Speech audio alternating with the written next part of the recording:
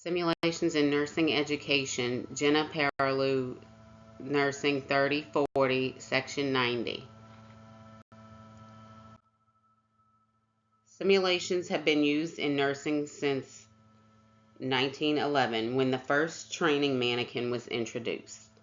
It was named Miss Chase, and it allowed nursing students to practice nursing skills.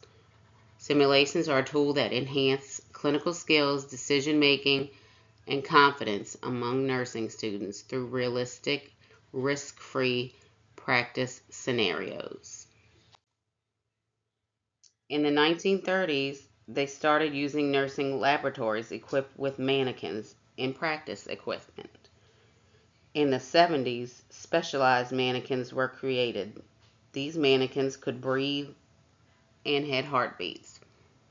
Simulation-based education builds experience in full or part without exposing patients to risk, minimizes errors, builds self-esteem, confidence, and comfort in skill performance.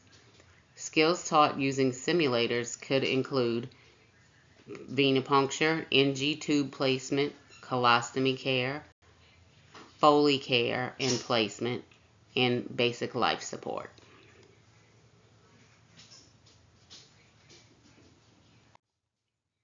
Simulations in nursing education are used to replicate a clinical scenario to provide practice in a mock situation. Simulations can be done with mannequins using role play, web-based apps, or a virtual simulation in a virtual world. It helps nurses better understand patients' needs and responses, develops clinical skills, makes learning more engaging and enjoyable, enhancing retention of knowledge and skills. Students learn to adapt to various scenarios, preparing for the unpredictable nature of healthcare. It also fosters teamwork and communication skills. Simulations also enable students to practice their clinical and decision-making skills that a nurse may face in their daily work. These simulations also help to build self-esteem and confidence. The use of simulation in nursing education effectively bridges the gap between theoretical knowledge and clinical practice, improves nursing students' knowledge and skill acquisition, improves clinical decision making, enhances clinical competency, and reduces anxiety in nursing students.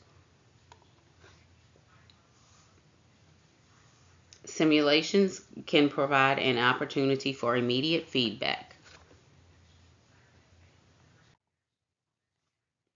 They also help to enhance communication skills and the ability to cooperate with team members and to manage complex situations. Simulation-based learning in nursing education is effective, builds critical thinking, is widely used, and is becoming more advanced.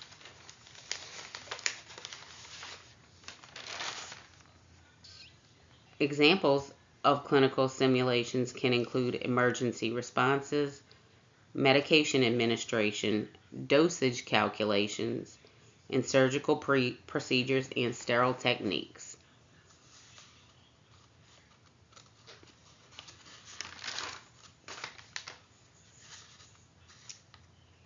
There are pros and cons of simulations in nursing education. Pros include that it doesn't harm the patient, students receive real-time feedback, they are done in a safe environment, they lessen the need for clinical sites, they can also be repeated until the skills are mastered. Some disadvantages of simulations in nursing education are that they can be costly. All of the elements of a critical situation cannot be replicated. They require nursing faculty to be trained in simulations. They can also cause students to learn incorrect information if the simulation is of poor quality.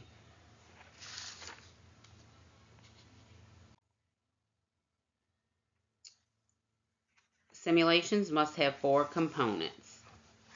The pre-briefing is the first one, where students receive the simulation information, the goal, the educational outcomes, and the related course or program outcomes.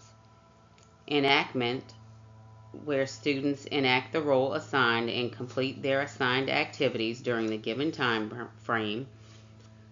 Debriefing is a student-centered discussion where participants reflect on their performance during the scenario. And assessment, where students should be provided with a detailed explanation of how they will be graded. Even though the equipment and operation of a modern laboratory are very expensive, including the purchase of computers, models, and maintenance of these, simulations can be used for nursing education to improve the quality of nursing care.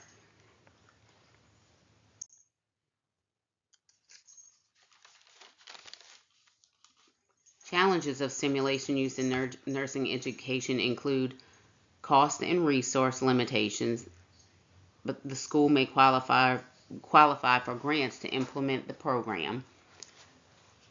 Faculty training. Faculty members must be trained in technology and instruction.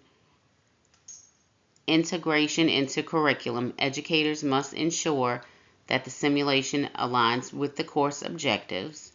Adaptability ensures students receive easily understood instructions with ability to ask questions if needed. And this is a list of my references, which includes the textbook and 2 journal articles.